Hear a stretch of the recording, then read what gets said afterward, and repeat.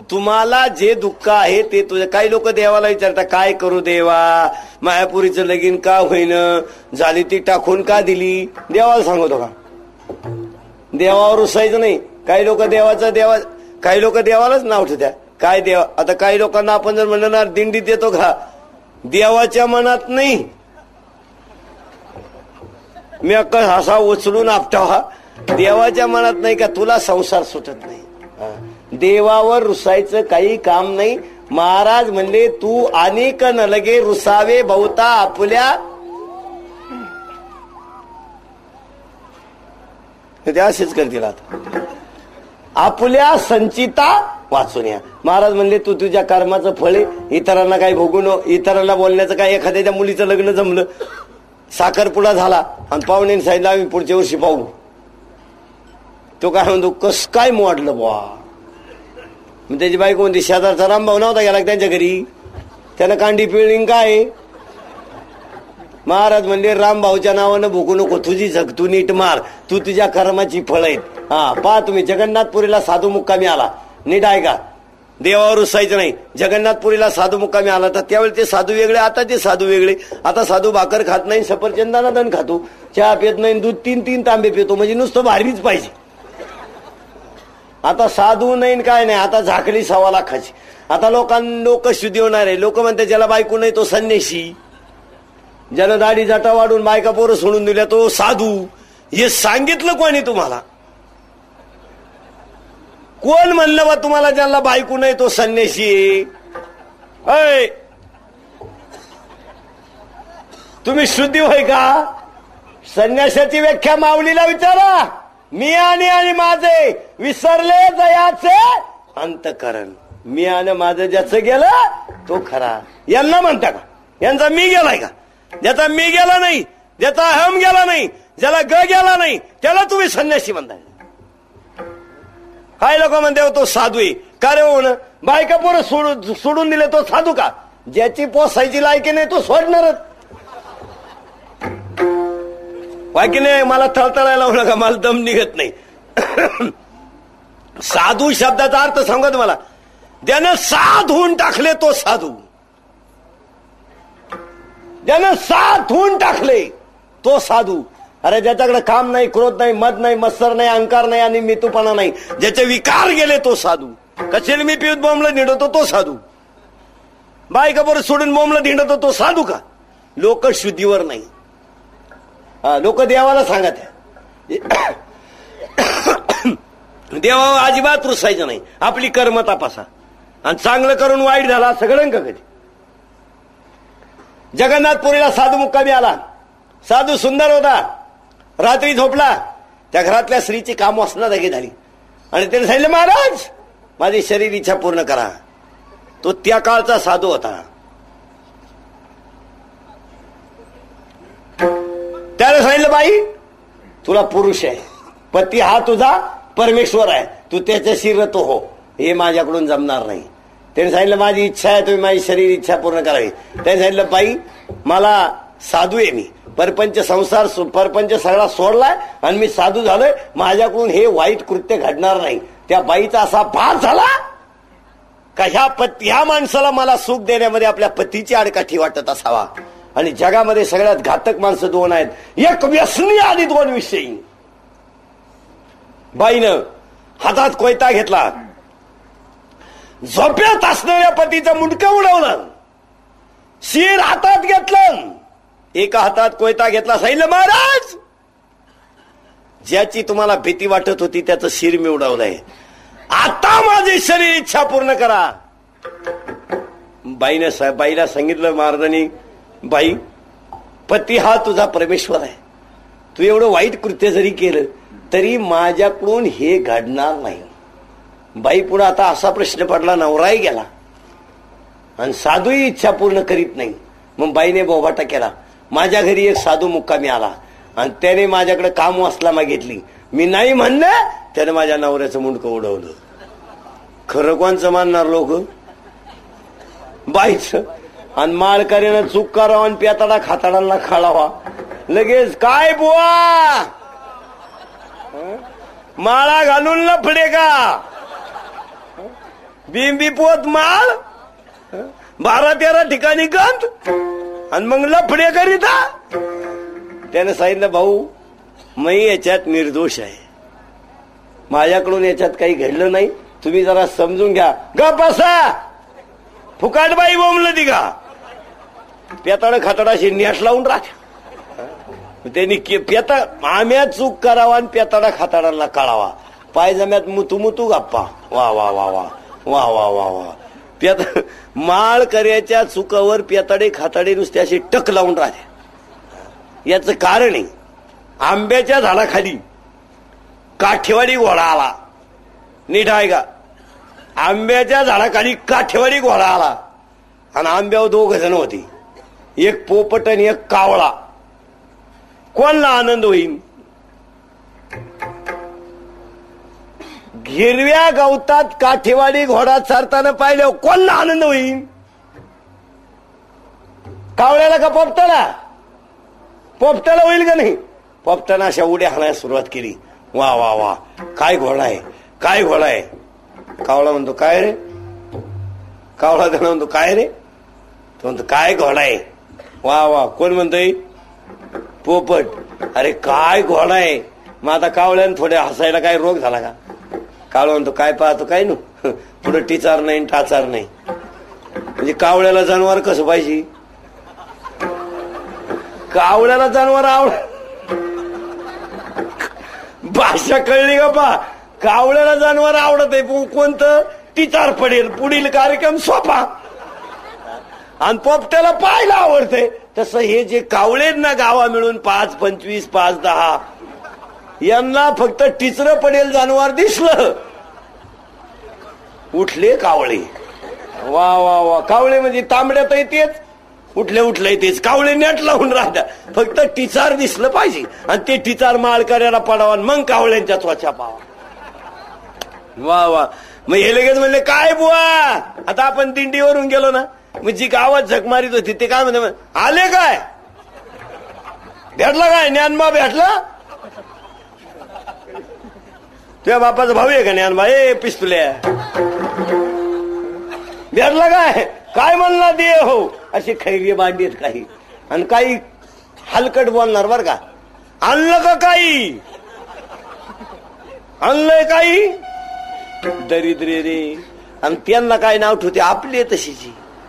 आपण वारीत गेल्यावर काय नेतोय? लाटणं. लाटणं पडपट तिकडे सुतार पार मेले का तांबड्यात कोणी वार गेलं तो वारीतून आणतो. 15 दिवस दिंडीत पाय जातो तिकून येताना पप्याच्या आईला टिकलीचं पाकिट, गुड्डीला गोळा, बंट्याला फटफटी. अरे तू गेलता का आला? असा टेम्पोतून उडून मारावा लगेच तर घरीच पोहोचू नये. काय लोक नेतील. मग काय बुवा माळा घालून लपडे का? महाराजांनी सांगितलं आम्ही याच्यात मोडत नाही, हा याच्यात मी निर्दोष आहे.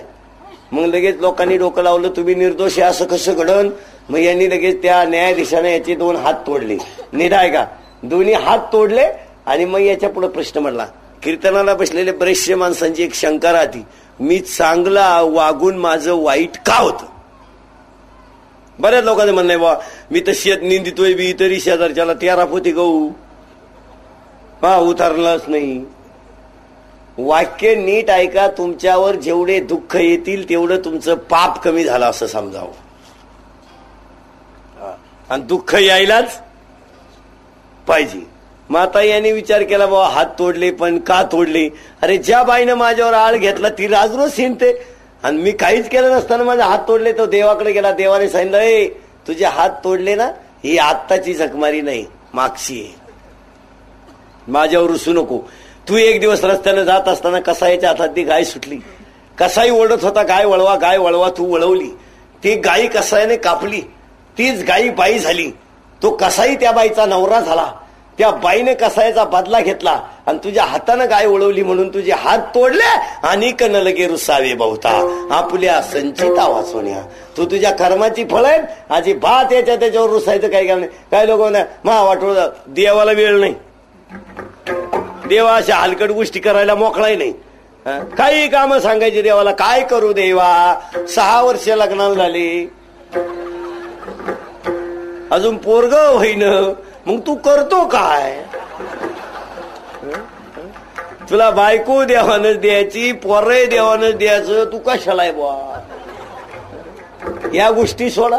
महाराज म्हणले देवावर रुसू नको, त्याच्यावर भार घालून दे, फायदा झाल्याशिवाय राहणार नाही. काय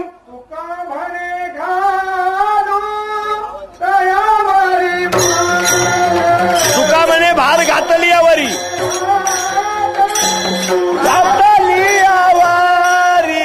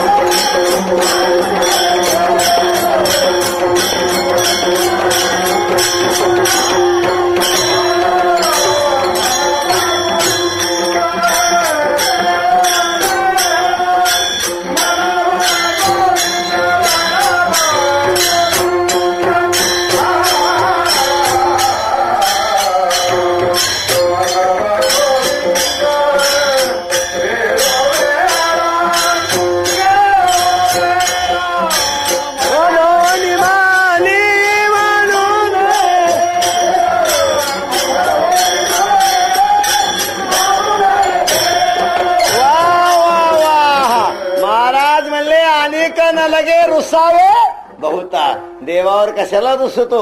आपल्या संचिता वाचवण्या का भोगतो न घडे. मग तुला औषध काय करावे ते म्हणी, आणि उगच खेत करीत बसू नको. काही लोक पार पुढची चिंता करते बा, काय खाऊ पुढच्या महिन्यात, तू राह चिंतावान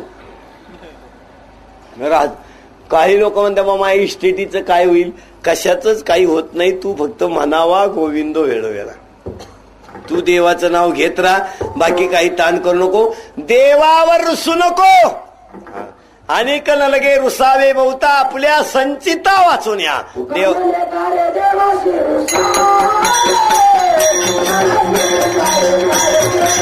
वा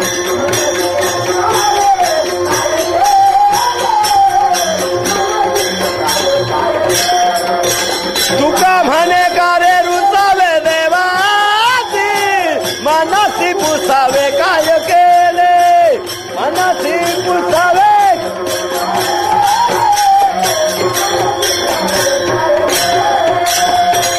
वाक्य आपलं पहिल्यांदा क्लिअर नीट ऐका.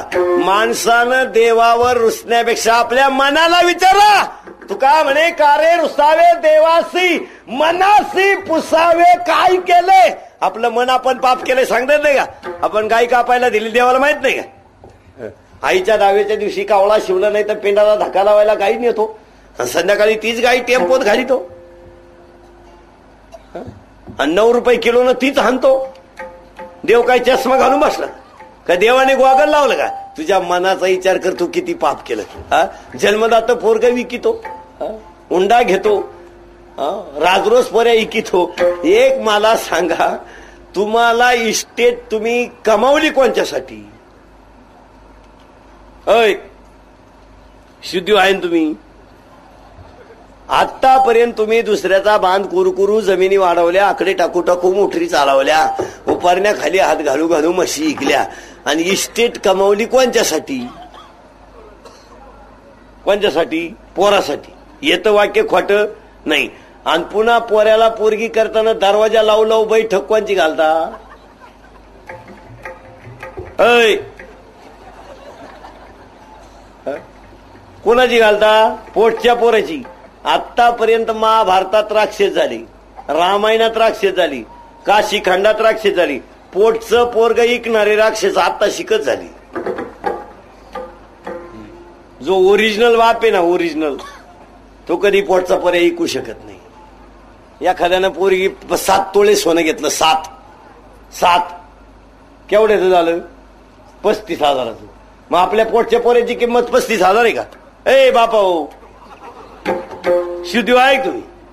अरे एखादा म्हणता तू या 35,000 लागला, तुही पोरगी फुकट दे. यानं त्याला नाव ठेवायचं, त्यानं त्याला नाव ठेवायचं. आता सगळ्या म्हाताऱ्यांनी बाबा केला. तरुण पिढी बिघडली, तरुण पिढी बिघडली. आणि म्हातारी देवळाईन जुगार खेळत आहे.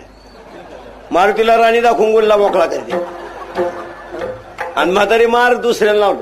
ज्ञानेश्वरीची एक ओवी आहे 3ऱ्या अध्यायात. कर्मयोग अर्जुनाला सांगताना भगवंत सांगतात, येत वडील जे जे करती तया नाम धर्म सेविती. त्यांना ठेवा. तुम्ही मोठ्याने वा दुसऱ्याला सांगता. आता मी तुमच्या पुढे बोलतोय ना, मग माझी झकमे नीट मारली पाहिजे. मी अगोदर क्लिअर वागलं पाहिजे, मग तुम्हाला काचकावलं पाहिजे. तिथं मी असू नाही तर माझा बाप असू नाही तर आम्ही दोघं सांगत असू. आम्ही हलकट वागायचं आणि तुम्हाला काचकवायचं मापात बसत नाही. म्हाताड्याने जुगार खेळायचे आणि पोरांना नाव ठेवायचे. हे कोणत्या गाठ्यात बसत? पिढी बिघडली, पिढी बिघडली. यांचं चालूच राणीला गुल्ल्या एका मोकळा किडे. मुळ्यात झालं काही ना जुगार खेळू खेळू. मुळ्यात काही तर चष्म्यातून राणी पाहत्या आणि मग एका मोकळा करी द्या. सगळ्या महिला मंडळाने एक बोबाटा केलाय 2 वर्षापासून. सुनबाई बरोबर नाही, सुनबाई बरोबर नाही. सुनबाईमुळे पोरग बिघडलं, सुनबाईमुळे पोरग बिघडलं. सासा ध्यानात ठेवा, जर बोलल्या सुनबाईला आजपासून तुमचं पोरग ताब्यात नाही, लोकांच्या पोरीला नाव ठेवायचं काम काय? तुमचं शुद्धी होय का? तुमचं उलट तिला म्हणते तू म्हाताऱ्यावर धाव, मी भांडी वाटून घेतो. हलकट कोणचं आहे? अय सासा, जर बोलल्या सुनबाईला आजपासून, आणि काय बोलायची लायकी आहे तुमची सुनबाईला? काय बोलायची लायकी आहे? अरे तिचा बाप पॅन्टवाल्याच्या पाया पडला, मनपावाल्याच्या पाया पडला, आचार्याच्या पाया पडला, 100 शिंगरांचे दरवाजे झिजवले ते ना. आणि पोटच्या पोरांच्या हिश्यातली जमीन विकून तुमच्या भिकाऱ्याच्या दारात टेम्पो भर भांडी खाली केली. लाटणं तरी होतं का तुमच्या घरात? हे दरिद्री हो. तिच्या बापाच्या ताटलीत जेवत आणि तिला बोलता. अंडरपॅन्ट तरी होती की तुमच्या पोरला? कारण आपल्याकडे लग्नाच्या अगोदर अंडरपॅन्ट वापरती नाही.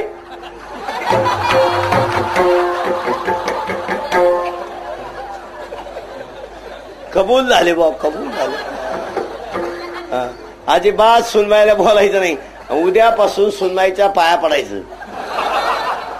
आणि जर बोलायचं असन तर तिच्या बापाचे भांडे उद्या दुपारी पोच करा. लाटण्या सगट, अंडरपॅन्ट सुद्धा रिटर्न. सट्ट्या पट्ट्याची चालणार नाही. VIP. यानं त्याला बोलायचं, त्यानं त्याला बोलायचं आणि काम बाकी कोणी करायचं नाही. आता सगळ्या 18 ते 22च्या पोरीने एक बोबाटा केलाय. नोकऱ्या नाही हो. खैर बांड थोबाडात मावा पाहतो कुणीकडं. कॉम्प्लिकेटेड झालो. तुला मार्क आहे का पिस्तुल्या? तू 12वीला 3 वेळा बसला, तुला कोणत्या ऑफिसला घ्यायचं? ज्याला मार्क आहे त्याला नोकरी आहे. तू 12वीला 3 वेळा बसला, तुला कोणत्या ऑफिसला घ्यायचं? तू बरं आहे नवर देवा पुढं बजाव. कला कवा जीप काढून नाचतात आपली पोरं. जीप काढून, आणि जीप काढून एकच प्राणी पळवतो, कुत्रा. त्यांचा सुद्धा सीझन संपला. पण यांचं कवाय बँड वट पुढं पडलं बजाव. काही मूर फाटवणं असायचं. टाळ घ्यायला रोग झाला, माळ घालाय. आता काही जर म्हणलं ना टाळ घे, मी कॉलेजला आहे.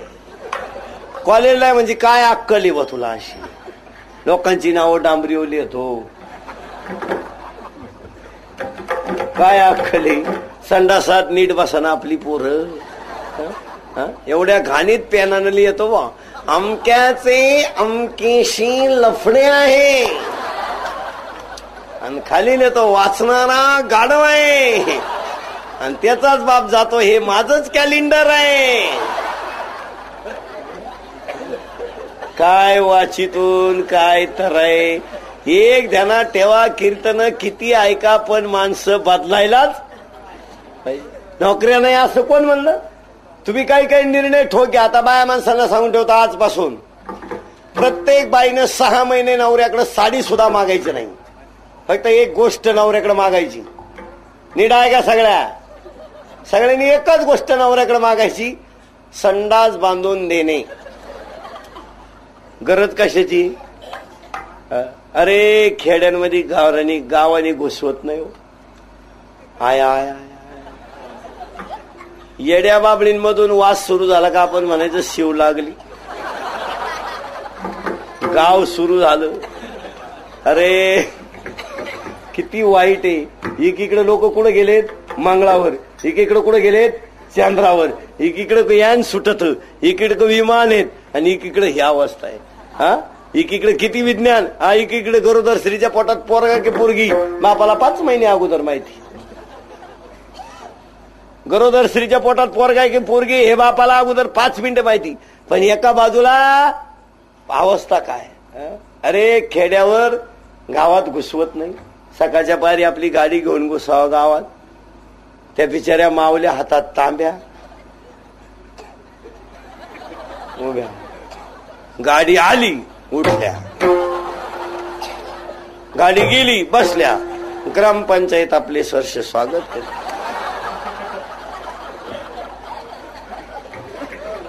गाडी गेली, उठल्या. ती बोर्ड आहे तिथंच राहते ग्रामपंचायत.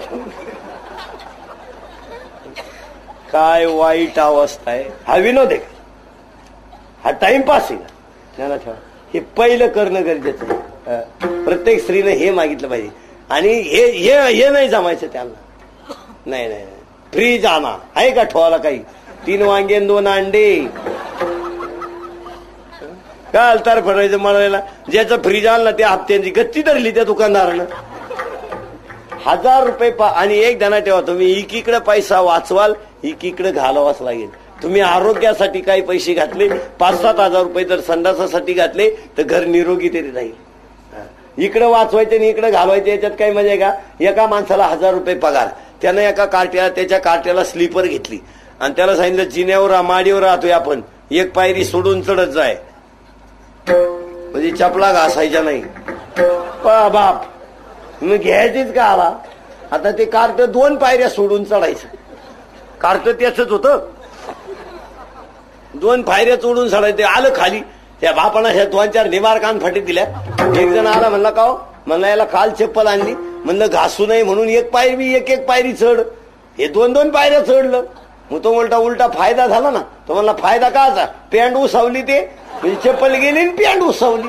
मग एकूण एकच झालं. मग चप्पलच चांगली घेतली असती तर काला पॅन्टचं वाटून झालं असतं. एकीकडे घालवा, एकीकडे जा. 2000 रुपये पगार असणाऱ्या माणसानं 200 रुपये दान धर्मात घातले पाहिजे महिन्याला. नाही तर ते त्याच्या डॉक्टरचं बिल असणार. ध्यानात ठेवा. हा, आणि रोग बी गरीबाच्या घरी नाही येत कधी. ते असे कोणत्या घरी यायला मोकळे नाही. हा, ती इज्जत घालवाय मोकळे नाही. ज्या घरात खायची ठेप होईल तिथंच रोग येणार. फ्रीज मधले सफरचंद. मग महाराज म्हणले, तुका म्हणे भार घातलिया वरी आणि होईल काही वारी नारायण. तुम्ही देवावर भार घालून द्या. एक चांगलं करा. तुम्ही बा कोणाच्या घरी 100 माणसं आहेत, एक ध्यानात ठेवा. आता आमचे आणि संजू भाऊचे यांचे आमचे घरगुती समान. यांच्या घरी 4-5 वर्ष बसून माझ्या अगोदर कितीतरी वर्ष दिंडी येते. तुम्ही नीट आहे का? वर्षभर टेम्पो भर पाहुणे आपल्या घरी येतील, पण एक वारकरी येणार नाही. एक ध्यानात ठेवा. हा माळ घातलेला, गण लावलेला एक वारकरी घरात जेवण म्हणजे एक यज्ञ. तसं तर बकरू कापा, कोपरीत कांदे घेऊन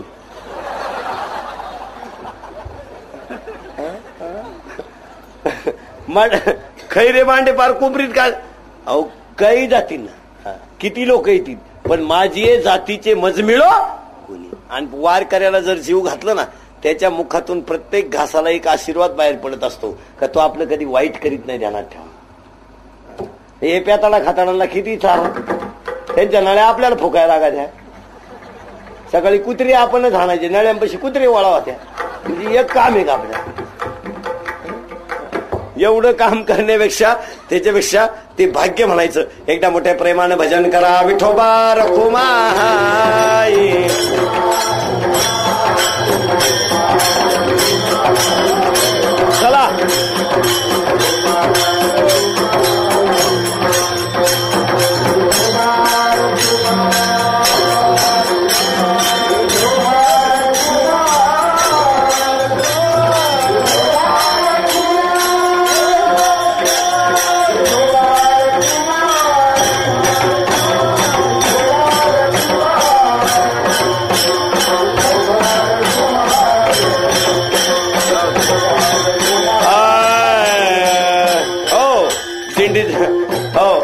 दिंडीचं कीर्तन आहे. दिंडीच्या कीर्तनाला मर्यादा राहते, त्यांना लई ठाणवण्यात मजा नाही. ज्ञानेश्वर माऊली ज्ञानराज माऊली तुकाराम.